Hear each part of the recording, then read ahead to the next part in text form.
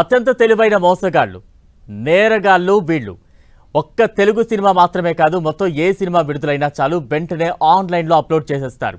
ఇలాంటి cyber criminals ని పోలీసులు అరెస్టు చేశారు. మరి దీంతో తెలుగు ఇండస్ట్రీకి పట్టిన పైరసీ పీడ వదిలినట్లేనా? అసలు ఇంతగా పైరసీ చేయడానికి ఈ నేరగాళ్ళు అనుసరిస్తూ ఉన్న పద్ధతులు ఏంటి?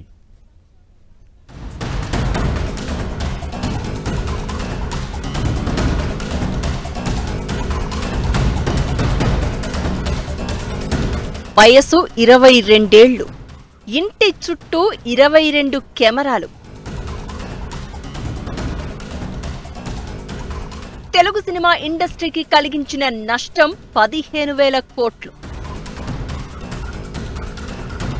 ఒక్క తెలుగు సినిమాలనే కాదు, ప్రపంచంలో ఏ సినిమా విడుదలైనా వెంటనే పైరసీ అయిపోయి వెబ్సైట్లలో ప్రత్యక్షమవడానికి కారణమేంటో హైదరాబాద్ పోలీసులు బయటపెట్టారు. చిత్ర పరిశ్రమకు చెందిన నటులు, సాంకేతిక నిపుణుల సమక్షంలో ఇందుకు సంబంధించిన వివరాలను హైదరాబాద్ కమిషనర్ బయటపెట్టడంతో నోరెళ్లబెట్టాల్సి వచ్చింది. జావా స్క్రిప్ట్స్ వాడుతూ coding of software Python has been used by the accused for injecting into the server. ఈ రెండు Java and Python scripts inject చేసి సర్వర్లోకి ఖాళీ లైనక్స్ అని, బ్యాక్ ట్రాక్ 5 అని, ఏపీకే ఫైల్స్ ఇవన్నీ కూడా అతను ఈ మెటీరియల్స్ టూల్స్ వాడుతూ ఈ విధంగా సర్వర్స్లోకి ఎంటర్ అయిపోతున్నాడు.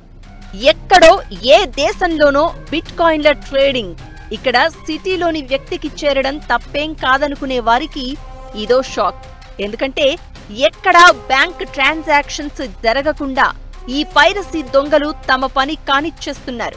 ఇందుకోసం చాలా తెలివైన యువకులే పాల్పడడం ఇందులోని కాంప్లెక్సిటీని తెలియచేస్తోంది. గతంలో అంటే సినిమా రీళ్ల ద్వారా థియేటర్లలో సినిమాలు ఆడేవి. కానీ ఇప్పుడు డిజిటల్ కాపీ కావడంతో అసలు పైరసీ ఎక్కడవుతుందంటే ఏదో మొబైల్స్ ద్వారానో లేదంటే మనుషులు లేని హాళ్లలో కెమెరాల ద్వారానో పైరసీ జరుగుతుంది అనుకునేవారు. షర్ట్ జేబులు, పాప్కార్న్ డబ్బాల్లో కెమెరాలు పెట్టి మూవీ షూట్ చేస్తారు. అయితే అవి ఒక్కటే కాదు. పోలీసులు పట్టుకున్న జానా కిరణ్ కుమార్ విషయమే తీసుకుంటే జావా, పైథాన్ లాంగ్వేజ్లను తయారు చేసి సినిమాలు విడుదలయ్యే మాధ్యమాలైన యుఎఫ్ఓ క్యూబ్ సర్వర్లలో చొరబడేవాడు. అక్కడి నుంచి డైరెక్ట్ గా హై క్వాలిటీ, హై డెఫినిషన్ సినిమాలను పైరసీ చేసి కొన్ని సైట్లలో అప్లోడ్ చేస్తారు. ఈ అప్లోడ్ చేసే సైట్లలో బెట్టింగ్ యాప్స్ యాడ్ చేస్తారు. తద్వారా సినిమాల ద్వారా బెట్టింగ్ యాప్స్ ప్రచారం కూడా సాగేది. అలా వచ్చిన డబ్బే బిట్ కాయిన్ల రూపంలో ఈ పైరసీ దొంగలకు అందుతూ ఉండేది. పోలీసులు తీగలాగితే డొంక కదిలినట్లు ఈ జానా కిరణ్ కుమార్ కు డబ్బులు పంపడం, డాలర్లుగా మార్చడం అనేది బీహార్లో ఉన్న అశ్విన్ కుమార్ చేసేవాడు. డెడికేటెడ్ టెలిగ్రామ్ ఛానల్ ద్వారా అది పంపించడము, $800 పర్ మూవీ బిట్ కాయిన్లో అతనికి పేమెంట్ జరిగేది. ఇప్పటి వరకు 120 HD మూవీస్ని అతను డైరెక్ట్గా సర్వర్స్ నుండి హ్యాక్ చేసి ఒక $1,00,000 వరకు సంపాదించాడు. అంటే టెక్నాలజీ ఎంత పెరిగినా దాన్ని బ్రేక్ చేసేందుకు ఈ సైబర్ క్రిమినల్స్ రెడీగా ఉంటారు.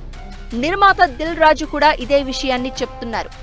ఏదో 2 గంటల ఆనందం కోసం సినిమా చూస్తున్నామనుకుంటూ తిరిగి ఆ వలయంలో చిక్కుకుపోతే చాలా సమస్యలు వస్తాయని వ్యూయర్స్ కూడా గుర్తించాలంటారాయన. సినిమా రిలీజ్ రోజు మాకు HD వచ్చింది చూడండి అని మాకే పంపిస్తున్నారు.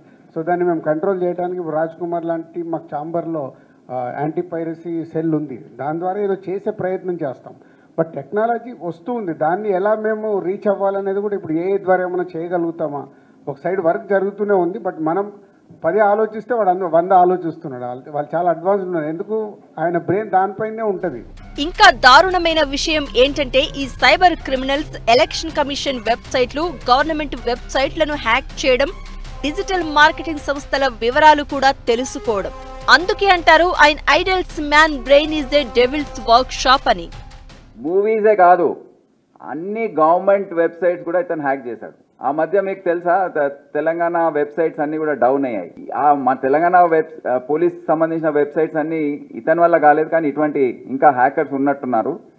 ఇతను government of India, government of Bihar, Jharkhand అన్ని వెబ్సైట్స్ హ్యాక్ చేసి అన్ని డీటెయిల్స్, అక్కడ ఉన్న ఎంప్లాయీస్ వాళ్ళ జీతాలు, ఈ సర్వర్ కంపెనీ ఇప్పుడు ఈ డిజిటల్ మీడియా కంపెనీస్ అయితే వాళ్ళ జీతాలు వివరాలు అన్నీ అతని దగ్గర ఉన్నాయి.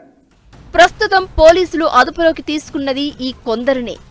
ఇంకా ఇలాంటి వారు దేశంలో చాలా మంది ఉన్నారు అనేది సుస్పష్టం.